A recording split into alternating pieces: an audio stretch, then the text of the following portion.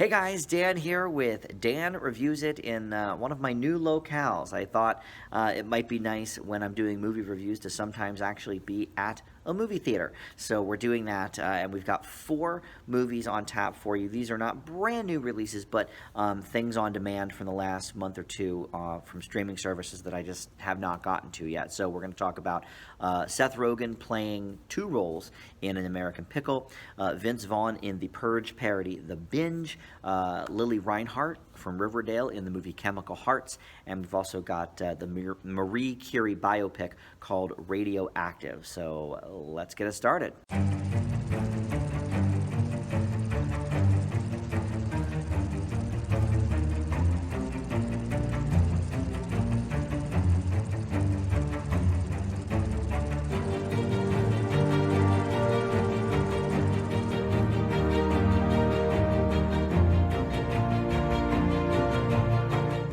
All right, we have An American Pickle up first. This is with Seth Rogen. You can find it now on HBO Max, and he is playing dual roles here. That's obviously kind of popular lately. Mark Ruffalo just won an Emmy for doing it on an HBO show this past week.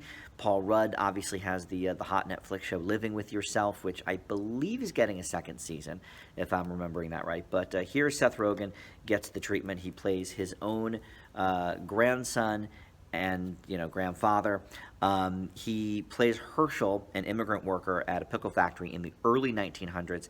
He gets sealed in a pickle jar. It gets sealed up, and I guess the pickle brine keeps him alive. So in 100 years, which is present day, while these kids are kind of looking at this abandoned factory, they discover the body, and it makes the news that, oh my God, this guy is, preserved for the last 100 years. So he goes and seeks out his nephew, Ben, who is played by Seth Rogen as well. Seth Rogen really is just about the only person that's in more than like a couple of scenes of this movie, to be honest. And Herschel at first is obviously a little bit world weary. He doesn't really understand anything, really. I mean, Ben's main goal is to create this app, and Ben, or Herschel, of course, doesn't even know what an app is. So, it stems, kind of goes from there. Herschel is kind of, irritated with Ben that he's kind of slacking. He doesn't see Ben actually, like, working for a living like he did.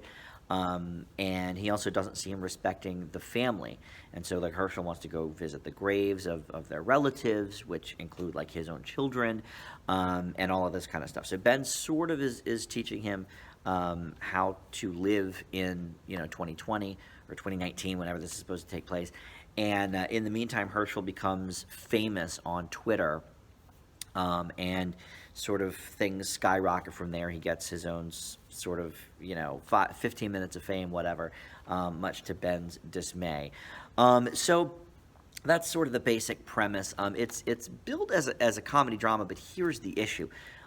It's not very funny, and it seems like, first of all, the whole, like, Ben doing the app thing, that's exactly what Seth Rogen's character was doing in Knocked Up 15 years ago. Remember, he wanted to do like a Mr. Skin type of database for nude scenes, except he didn't know Mr. Skin existed, so that was kind of the joke. But, a little bit of the same premise, I kind of think.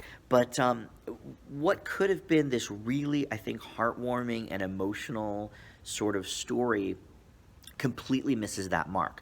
It goes off the rails probably more than halfway or less than halfway through, because as soon as Herschel sort of discovers that he can be famous and he can be a jerk to people and still be famous, and the Twitter thing, like, I'm not sure if it was supposed to be some sort of commentary on, the culture today and how we view success and fame. And I don't know if it was supposed to be social commentary about that, because that stuff all fell flat. And then as a result, the stuff that could have been a little more heavy hitting emotionally with his grandson just didn't really connect, because at that point I didn't really like either character enough. And look, Seth Rogen has proven lately that he has some pretty good range. And I say lately, I mean the last 5+ years. I mean, ever since really he played Steve Wozniak in that Steve Jobs movie, and then the movie Long Shot with him and Charlize Theron, which was fantastic. That was an A minus from me. So he can certainly do things that aren't stoner comedy, and he's I don't want to say great at it, but he's acceptable. You know, he's fine. And of course, you know, I go back to the Freaks and Geeks days with him. I'm doing Freaks and Geeks videos with Joe since he has never seen the show. So I'm seeing a lot of like old Seth Rogen that I haven't seen in a few years. But this movie hinges on these two characters because, like I said, they're the only ones. You know, Seth Rogen is the only person that's in even more than 2 or 3 scenes of this movie, whether it's as Herschel or as Ben. And so you really have to, I think, connect with these characters.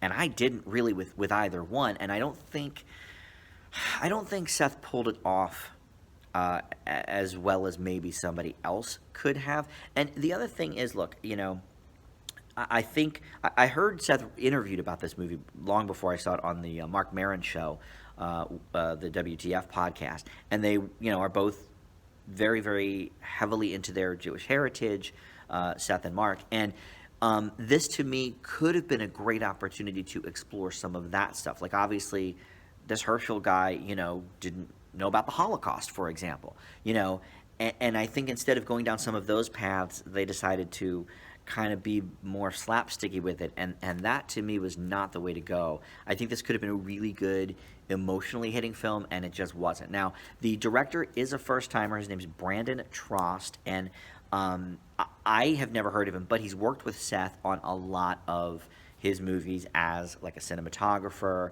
as, you know, director of photography, like a lot of the sort of behind the scenes things.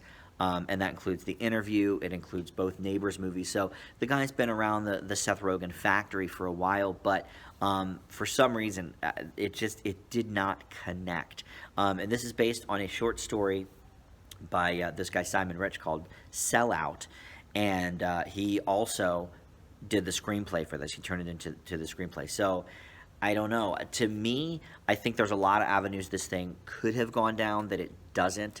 And so for that, it is a very disappointing movie. So I really wanted to like this, but wasn't hitting it for me at all. I leave an American Pickle with a C-, and you can check that out, like I said, on HBO Max if you are so inclined. Up next, we're going to talk about The Binge. This one is on Hulu, and this premiered a few weeks ago, and it was doing pretty well for Hulu. They don't, much like, you know, Netflix and all the streamers, they don't release numbers, but I was seeing commercials for this a lot during the Hulu shows that I watch. So this basically is a parody movie of The Purge, kind of, except in this one it's drugs and alcohol are all illegal, and the only day anybody can participate in those things is on Binge Day. So instead of The Purge, it's The Binge, and you have Vince Vaughn sort of headlining this, I guess. He plays Principal Carlson, who has a daughter that he is really worried, you know, is going to binge and go too far. And then you have these 3 kind of nerdy guys led by Skylar Gisondo playing Griffin. You might not recognize the name, but the face you might. He was the older brother in the movie, the Vacation movie that they did a few years ago with Ed Helms and Christina Applegate, but that was not that good. But what I loved him in was Santa Clarita Diet. He plays the neighbor kid in that show, which sadly ended after 3 years. But he is very funny. And then his buddy Dexter Darden is in this as Hags, and then the third guy is Andrew, played by Eduardo Franco. Those guys are fairly new. Like, I sort of recognized them from minor roles in like throwaway things, but you know, mainly it's the Vince Vaughn and Skylar Gisondo show here. And, you know, look, this comes across as less of a Binge parody and more of a Superbad ripoff. You know, like in Superbad, they're all about trying to get laid and get beer and all this, and the Binge is kind of the same thing. Like, these guys are, you know, virgins and they're nerds, and they're just trying to go all out here on the Binge and, you know, do what they can to get messed up and all of that. And, like, to me, there just wasn't a lot of the parody part. Like, it's billed as a parody of The Purge. It looks like a parody of The Purge just from the design of the poster and the font and stuff. Like, you can tell that's what they're going for, but there isn't. I mean, there's certainly no like political lean to this, like there was with pretty much all of the Purge movies, and that's not necessarily the worst thing. But everything else, just sort of like the only thing it really has in common with the Purge is the whole 24-hour thing where such and such is legalized. That's really the only like connection. Other than that, it just comes across as a like an American Pie, super bad wannabe movie as opposed to a Purge, send up. And I have to admit, I laughed a few times. There was a few gags that I thought were good. But look, I'm a Vince Vaughn fan, and I think maybe he wore on me a little bit. I would say, I don't know, maybe around 5 years ago, like when he did that movie, The Internship with Owen Wilson, where they were at Google, that was like very average. And then he's done a couple dramatic things I liked since then. Like, I love him in Hacksaw Ridge, but the Vince Vaughn comedy thing was sort of getting a little bit old for me. But we haven't really seen much of him in the last few years. So when I saw he was in this, I kind of thought, okay, it's been a little while since I've seen Vince Vaughn. He's doing his classic thing, the sort of talking very fast and being, very sort of snarky and whatever and dry. But, look, after a few years of reprieve of that, I welcomed it. It was fine. The problem is this script is terrible. Like, I think if they were really going to do this sort of Purge send-up, there was a different avenue they could have gone down. And if they were going to do like a super bad American Pie ripoff, then it should have been funnier, and they should have done more with it. So I definitely can't recommend it. It is not the worst comedy I've seen all year so far, that's for sure. I'm not going to fail it. I did laugh a few times, but it's pretty bad. Like, unless you're really looking for some kind of, really like dumb, check your brain at the door, stoner type comedy, I think you can probably pass on this one. But if you are looking for that sort of dumb comedy, this might fit the bill in a pinch. I mean, it is free. But I guess all of these are free, though. But yeah, for me, this is definitely missing the mark in most aspects. But I did laugh a few times, so I got to give it credit for that. So I'm going to leave the Binge with a D+. Up next, we have Chemical Hearts, and this is on Amazon Prime Video, and this debuted a few weeks ago as well. It stars Lily Reinhart from Riverdale. This gal is really on the rise. I mean, I keep seeing her in several things. She was in the Hustlers movie, too, with J-Lo, actually. But she plays this gal, Grace, who is going through some issues, of the personal nature, which we sort of uncover as the movie goes along. I don't do spoilers on these reviews, so I don't know exactly how much I want to say, but I can say at least that she has a past where someone close to her died, and she feels she is to blame for that. I guess that's all I'll really say about it. But Henry Page is played by Austin Abrams, and he is like this, kind of nerdy dude, and he's a hopeless romantic, but just has never found the right girl. He's never fallen in love. He's never had sex. I think he maybe has never even kissed. But Austin Abrams, I am not super familiar with, but he's been in a couple things that I've seen. Like, he was in Paper Towns, he was in The Kings of Summer, he was in Scary Stories to Tell in the Dark. So he's done a few things here or there. And this is a teen, young adult, romance movie. It is based on a book, like so many of them are. The book is Our Chemical Hearts by Crystal Sutherland, and it follows, by all accounts, the same basic plot as this.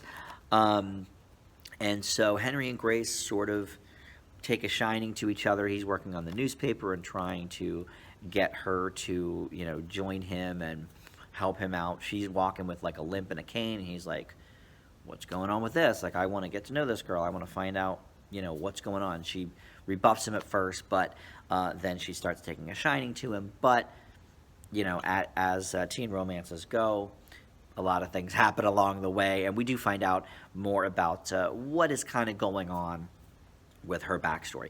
A movie like this really lives and dies by a couple of different things. One is certainly the chemistry between the two leads, and this one checks that box for sure. I think Lily Reinhart is going to be maybe not like an A-list star, but I think she's one of these gals who definitely has the chops. Like, she's the best one acting wise on Riverdale, at least for the females. And then Austin Abrams is very good here too. They have a nice chemistry together, which certainly helps. But number two that movies like this need is good writing. And I would say this one, like, a half a check mark maybe. Like, it doesn't completely negate that premise to be successful, but it may throw a little too much at us, I think. It may go like one step too far with her problems for, a 93-minute movie. But that being said, I think it hits a lot of really solid emotional beats for teenagers. Like, I think if you have never been a teenager in love, or if you don't really remember that time of your life, I think you will hate this movie. I think you'll be like, oh my God, like, so melodramatic, like, this and that. But in the moment, I think a lot of people have feelings very, very similar to this if the situation is not that similar. I'm not sure that the situation itself is totally relatable, but I think that the feelings that go along with it are relatable enough. So I think that's enough to kind of skate it by. One issue I do have with this movie is it is so completely devoid of any sort of humor. And I feel like, look, teenage love is a lot of things. It sucks mostly, but one thing is, I think to get through it, you do kind of need some sort of sense of humor, and there's like a couple of attempts at some humor that just really kind of fall flat, and I think it's because it's not necessarily the acting. I think it's the way it's written, because just the tone is so somber in this movie that as the audience member, when a joke comes up, you're just like, oh, they're making jokes now? Like, when did that happen? So that sort of detracts a little bit. But I do have to say, I think this movie really gets a lot of things right about the feelings that teenagers in love get, especially if they don't necessarily know how it's going to end, and this movie does not necessarily have a happy ending. It has one of those endings that's like, it could be considered a happy ending by some, but it also could be considered I don't do spoilers, so it's like it's hard to say. Like, I think people might come away with this movie feeling a little ripped off, maybe, but I sort of like movies that turn traditional norms, and tropes on their ear a little bit, and I think this movie kind of does that by the end. But I'm not sure. I can't really say much more than that. I think you might know where I'm going already. I think I probably said too much. But look, the chemistry is there from the two leads for sure. No pun intended. It's called Chemical Hearts. I didn't really mean the chemistry, but I mean I did, but I didn't mean to make a pun out of it. But yeah, these guys are great together. They really are. And Lily Reinhart really sort of gets that angsty, like, I have some issues, but I don't want to tell them to you kind of thing, as a teen. And I think we see that a lot in movies, and sometimes it's a little too, like, over-the-top melodramatic. This seemed more real to me than some others. So for that, I skate Chemical Hearts by with a slightly positive grade. It is a B- from me. So finally, we're going to talk about Radioactive. This is a biopic about Marie Curie, the scientist and researcher that created Radium, among other things. And she's played here by Rosamund Pike, who really I only know, I think, from Gone Girl. Like, I've seen her, I'm sure, in other things, but she's like so great in Gone Girl. Let me see what else she's been in here. Have I seen any of these? Well, since Gone Girl, I don't think I've seen anything. Oh, I saw Hostiles. That movie was forgettable. So I don't really count that. But yeah, I mean, other than that, I mean, she did things before Gone Girl. She was in, the Jack Reacher movie, for example, the first one. But Gone Girl is really where I was like, oh my God, who is this woman? She is amazing in this role. And she's pretty good here as Marie Curie as well. But she's about the only good thing about it, I guess. It's one of those movies where, first of all, as a biopic, it's not very true to life. I am not an expert on Marie Curie. However, I did a report about her back in like second grade or something. And I think we had to do, I think that the theme was we had to pick a woman that was inspiring, but it couldn't be like your mother or something. And so I went to the library, and I had never heard of this person. I was like 8, and the librarian was like, "Oh, you should check out Marie Curie. Like, she invented radium. She's freaking awesome." And she was awesome. And so ever since then, I'm just like, Marie Curie is the best, But I don't know. Look, I don't know the ins and the outs of her life, and I certainly have forgotten more than I've remembered about Marie Curie since I was 8. But that being said, this movie, number one, goes through every single normal emotional beat of a biopic. But number two, a lot of it, from what I understand, is just sort of not true. So much so that some have questioned even calling it a biopic, saying it's more of like a complete fantasy of who this person was. Look, in the last, say, few years, we've gotten some really good biopics. Like, I thought Rocket Man was great. I thought Hidden Figures was great. If you know me, you already know that. And then, like, the Queen biopic, Bohemian Rhapsody, like, had so many holes in the timeline and certain other aspects of it that I questioned that aspect of it, but the music was so great because the whole movie had Queen songs. So it was like, okay, I can forgive certain things because I'm tapping my toes the whole movie. This has no such backdrop. So you're sort of stuck with a great performance in a movie that just doesn't really know what it wants to be. Like, for one thing, there's all these like montages throughout the movie that just skate by any of the things that might be of importance, like the discovering of the radium.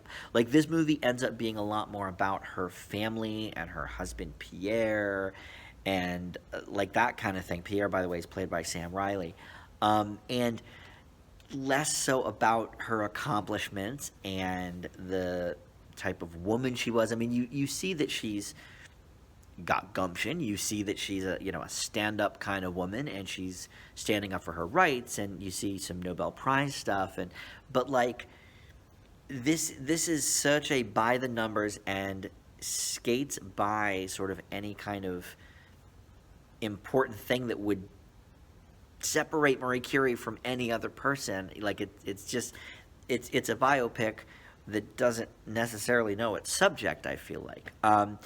And also, there's some things here that are just a bit on the nose. Like, first of all, a lot of this movie is sort of like dark, like lighting wise, and I think sometimes in biopics where you have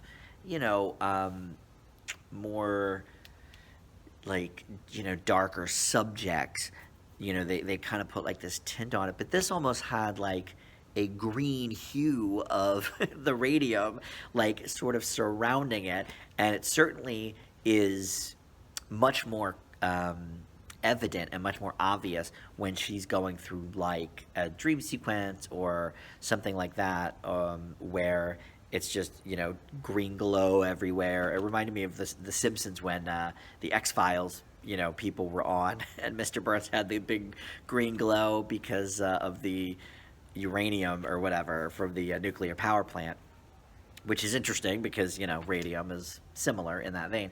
But anyway, so there's that. There's the whole like montages over, whoa, here's 9 months. She was pregnant in one scene, and then in a montage, she has the baby, she raises the baby, and now the baby is Anya Taylor-Joy. And it's like, okay, what happened there in that 15 years? Like, this leaves a lot to be desired if you haven't figured it out yet. But a great performance is still a great performance. And there's a slew of biopics that are like that, where there's the central figure is giving a great performance, but the rest of the movie's kind of like blah. Leo DiCaprio and J. Edgar is like one of my go-tos for that, just because he got nominated for an Oscar, I think, for that role, and it's like, yeah, he was good, like I can't deny that, but boy, that movie was a P freaking U. I didn't fail it. I think I gave it like a C or a C minus. And I think that's probably where this is.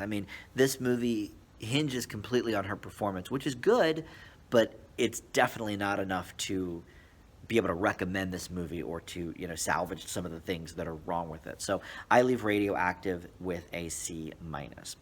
So, if you had told me of these 4 movies, Chemical Hearts would be my favorite, by a whole letter grade, I would have been shocked. I would have thought American Pickle, especially after hearing the interview with Mark Maron and Seth Rogen. Like, I really was looking forward to that, and it just, boy, it took so many turns that it should not have. So none of these movies are really great, but I can at least recommend Chemical Hearts to you. But I would say be in the right mindset. If you're having a down day, it is depressing, that's for sure. But I think the 2 leads pull off enough there. So thank you so much for watching. Hopefully you enjoy my new little movie intro there. I want to thank my buddy Mike for doing that. He did a TV one and a movie one for me, so I can mix and match and switch them up and all that kind of good stuff. Subscribe below if you haven't already. I have now well over 500 subscribers.